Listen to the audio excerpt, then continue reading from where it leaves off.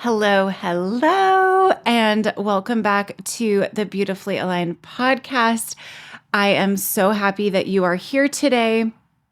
It has been a hot minute since I have recorded an episode. I did release one last week that was previously recorded, but I got sick and I'm going on week 2 now. It's been well over 2 weeks that I've been sick.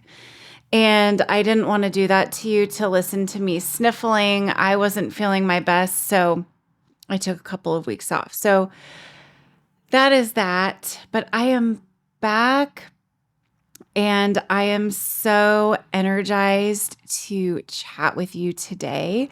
I know that last time I mentioned doing an intro, and I promise I will do that. I think it'll help just with those of you that are new, understand what this podcast is about. So I'm not repeating myself in different ways every single episode, but I didn't want to do that while I was sick. So I didn't forget. If you did listen to last week's episode and it's not here, I will get to that. So this podcast, the Beautifully Aligned podcast, talks about not only your inner world, which is your mindset, the way you feel, your emotions, all of that, but also your outer world. So your beauty, your wellness, your style, your environment, and all of those things go together when you're looking to create your most beautifully aligned life. And I am a certified life coach, ICF accredited. So everything that I share is, backed by science, education, but also my own personal experience. A lot of it actually is my own personal experience. So I feel like that makes it extra good, extra fun. And without further ado, I am going to be talking with you today about decluttering. So why decluttering? Okay, so a few reasons. Spring is coming. I hope it comes fast. I don't know about you, but I am so over winter. It has felt like the longest winter ever, and I'm tired of the cold. I'll try not to complain too much, but I'm ready for spring. I'm ready for warm weather. I'm ready for cute spring and summer clothes, pool days, spending time outside, going for hikes, all of those things. So I'm ready to say goodbye to winter and welcome spring. Spring officially starts March 19th, and that's just next month. So why not talk about a good declutter, a good spring cleaning?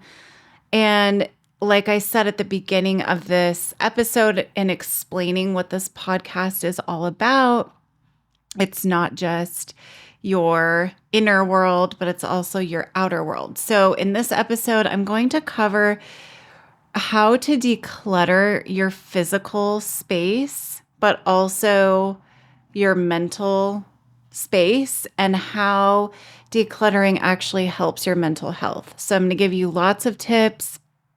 I'm going to share some personal stuff, and it's going to be fun. There is a significant relationship between holding on to stuff, whether that's physical, whether that's mental, or both, on the other. So when you're holding on to physical junk, for lack of a better word, or you're holding on to some emotional baggage, it's likely to impact each area of your life. So just kind of going in with a holistic approach is my best tip for you. And I have done this myself, and I've done this with clients. And there are just so many advantages of tidying up, if you will, stealing that line from Marie Kondo. There's a huge advantage of tidying up your physical environment, especially to impact your mental environment. So I have to mention really quick, last week I came out with my very first workbook. It is 40 pages long. It is called the Identity Workbook, 5 Steps to Creating Yourself. And It is amazing. I spent so much time putting it together for you, but one of the steps that pertains to this episode is edit. In editing your limiting beliefs, but also editing your physical space and your style. So, highly recommend getting this workbook, even if it's just for that edit piece. So, that edit section of the workbook goes into challenging limiting beliefs and switching up the way that you think and feel and believe the negative things or the things you don't want to feel about yourself.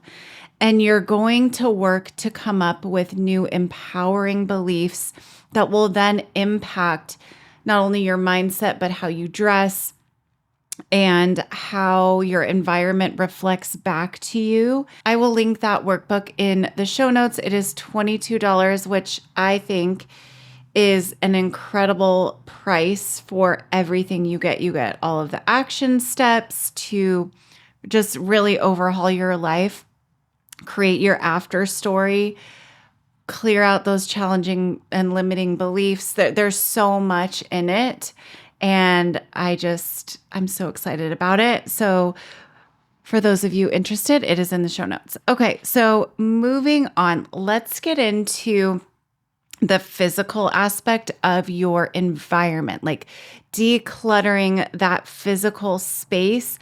And I'll talk a little bit about the mental benefits of doing that as well. Think about working in a super messy room, like a messy desk. There's stuff everywhere. There's papers like scattered all over. On the floor, there's just, I don't know, books and crap everywhere. That leads to stress for most people. Actually, I don't know anyone that would not be stressed out by that. But there was actually a study that was done that people who described their homes as messy or their work environments as messy or not clean had higher levels of cortisol, which is the stress hormone that we produce when we're stressed. So they had higher levels than those who said that they have clean and organized homes. If that's not proof enough to organize your home and keep it tidy, I don't know what is. That study reminds me of Feng Shui, which is a philosophy that involves rearranging objects to create balances between you and your environment and thus creating harmony. And there's this thought that there is an energy flow to how your physical surroundings are kind of organized and positioned. So clutter and messes and things and junk that you really don't like can cause a buildup of stagnant energy. The energy isn't flowing through your space wherever it is. It could be like a small space like your work, like your desk, or it could be a whole room. But any sort of clutter, any object, furniture, whatever it is that is something you don't like, or you're hanging on to it because you're like, what if I need this at such and such time or whatever, there's kind of a negative connotation to it, or you don't like the way it looks, it creates a block, like an actual energy block, which is kind of the whole idea of Feng Shui. And conversely, a clear space allows energy to circulate freely. Just think like good vibes. It stimulates creativity, clarity, and really invites abundance into your life, which is what we all want to have. Right. Am I right or am I right? So all of that to say that it is absolutely crucial to take a really hard look and edit your environment from a macro level to a micro level. What do I mean by that? So macro is like where you live, like the location in which you live, the city, state. Are you happy with it? And yeah, maybe it's really hard to think about moving if you hate where you live, if it doesn't energize you, if the people around you aren't your cup of tea, whatever it is, changing your environment makes such a big impact on your mental space. So macro is where you live. And personally, I've shared this in a couple episodes now. My husband and I moved to Arizona from California. We just were not liking the vibe of California for so many reasons. And now we are in Arizona, and my mental space has done a 180. It is so different in the best way possible. We love it. We both love it so much. So that made such a huge impact on my mental space. I was able to be more creative. I was able to have more clarity. It's where I came to know really who I am and make that choice to become a life coach. So many positive changes in such a short amount of time, which is what I help women do for themselves. So thinking about your macro, like where do you live? And then whittling it down to your home, your environment, everything around you, like I said, is a choice. So the furniture, do you like looking at it? Is it functional? Is it appealing? Or is it not? Down to your junk drawer. So we hold on to things like, oh, I might need this someday. And then the junk drawer, we all have a junk drawer. But it accumulates and we hold on to this stuff, which then becomes energy. And if we obsess over our belongings, they start to gain power over us by causing worry. And then we want more and better. And so when you get rid of stuff that you no longer use, you actually teach your brain not to become attached to things or associate them with who you are. I'm in America, in the United States. I know many other countries are like this, but kind of consumer-driven countries, we kind of associate with what we have physically, our material possessions, with who we are. So really taking a close, deep look, and it might sound silly thinking about that for your junk drawer, but just trust me that when you clear it out, you will feel so much clearer mentally. Let's get into mental clutter. So a cluttered mind is not something any of us want. I'm sure if you've had a cluttered mind, you are agitated, you are annoyed, you do not have clarity, you are not focused. Your mind is like everywhere, ping-ponging to different thoughts, beliefs, feelings. It really, really impacts who we are and how we interact with the world. I've also personally found that when I have a cluttered mind, I go from the past, like thinking about past stuff, to future. And in both instances, it's never pretty. It's not positive. It's like ping-ponging back and forth to past to future in like an anxiety mindset versus having clarity, being peaceful, and not cluttered. So that's partially because you're not living in the present moment. And in the present moment is the only place that you have power. We don't have power over the past. We do have power over the future by our habits, and I'll get into that. But living in the present moment rather than ping-ponging back and forth is not at all helpful. Let's talk strategies for decluttering the mind. I have several to give you, and I really hope that they help.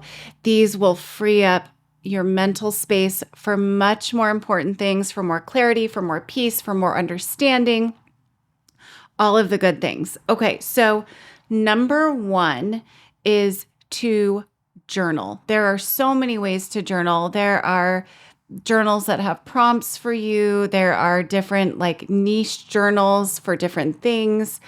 And you can also just free journal, like sit down and just start writing, which I have done in the past. I haven't done that lately. Maybe I should do that. But it's where you Literally open up a blank page and you just start writing. There's no pressure. You just start writing whatever comes to you. And it is amazing what you can get out and unpack and reveal and work through by doing this. I will also once again recommend the workbook that I mentioned to you because I think there's over 35 different journal prompts and they go in order and there's instructions for everything.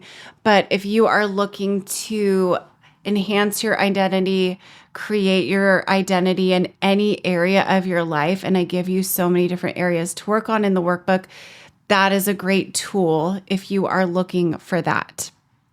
So journaling is huge. It's amazing for moving past any unpleasant experiences, thoughts, feelings, beliefs. This next one is freaking hard. It's hard for me. I don't know if it's hard for you, but it is giving up multitasking. I am a multitasking queen. I will clean whatever, like clean the house while I listen to a podcast. I will like talk on the phone to someone while I'm cleaning. I will try and play with my daughter why does my mind go to cleaning? Maybe because we're talking about decluttering. But I guess with cleaning, it's okay. At least it's okay for me to multitask in some cases, like to listen to something while you clean, I think is okay. But multitasking, like say you're working on something and then you're going back and forth between another project, or you get up to do laundry and then you go have lunch and then you come back to work all within like 10 minutes. That's kind of what I mean by multitasking. And I have a problem with this and I am really trying to stop. So the human mind is not built for multitasking, believe it or not. There are studies around this. I will not bore you with them, but it is not built for multitasking. So focusing on one thought, whether you're working through your thoughts, like, okay, an example that I just thought of is if you're journaling and listening to music, that probably is not the most helpful, especially if the music has words in it, because it's hard to process the words you're listening to and the words that you're writing down. So that's what I mean too by multitasking. So focusing on one thought at a time or task at a time instead of, like I said, constantly just jumping from one to another is going to significantly improve your mental clutter, especially when you're focusing on your mental space and say journaling or reading a book or working on this workbook or talking about your feelings and emotions with a coach, a therapist, a friend. You don't want your phone to be lighting up next to you and, you're scrolling the internet. You know what I mean? So multitasking, that is one I am still trying to master. But when I do, I feel so much better. I feel so much more productive. I feel so much more positive. Like I'm in such a more positive mindset when I do not multitask. Next up is editing the information that you are taking in. What do I mean by this? I mean reading the news, social media, TV. Those are all wonderful things, but they can all clutter your mind if you are not intentional about consuming in all of these areas, social media, TV, news. So there are a few ways to do this. I like to say information diet. I love that term. So thinking about on social media, for example, who do you follow? Are there people you follow that you need to edit out? Or do you need to unfollow? Do you need to mute? Do you need to archive posts? What do you need to do so that you are not falling down a negative rabbit hole or looking at things that really you don't want to be looking at? So that's what I mean by social media. And limiting your time really too. So whether it's setting a timer, I know there's something on your phone. I am honestly too scared to do it myself, but I know there's like a tracker where you can see how much time you are spending on your phone. So same thing goes for TV and news. So really limiting the time and curating what it is that you are consuming to how you want to feel, how you want to think, how you want to be. So for me personally, I really never seek out the news. I will look at things here and there, but it is like 0.005% of my day, if that. Sometimes I don't even know what's going on. So maybe that's a good thing, maybe it's bad, but the news for me is a mind fuck a lot of the time, and it adds to my mental clutter, and I don't like to consume it. Same goes for TV for me. There are very intentional times when I will watch something. If it's a show that I want to watch, it will not have commercials. I don't know the last time I saw a commercial. So the information diet is so, so huge to really be careful, mindful, protective of your energy and your mental clutter. Next up is establishing routines. And the more specific that you can get with your routines, the better. So what do I mean by this? I mean like planning out what you are going to eat for breakfast, what you're going to wear, how you're going to prepare your lunch, your dinner, like your meals for the day, what you're going to wear, what makeup you're going to put on, what time you're going to do your workout, and actually following through with those things saves so much mental space rather than going into the day like doing tasks that maybe don't need to be done or thinking up things and starting to multitask. You know what I mean if you're anything like me. So it really establishing a routine and creating habits and patterns for yourself is so key to making this positive change when you are looking to decrease mental clutter. And I could do so many episodes on habits and patterns. It is probably the number one tool that I work with my clients on in coaching is breaking bad habits or unwanted habits and patterns and replacing them with new and actually having them stick.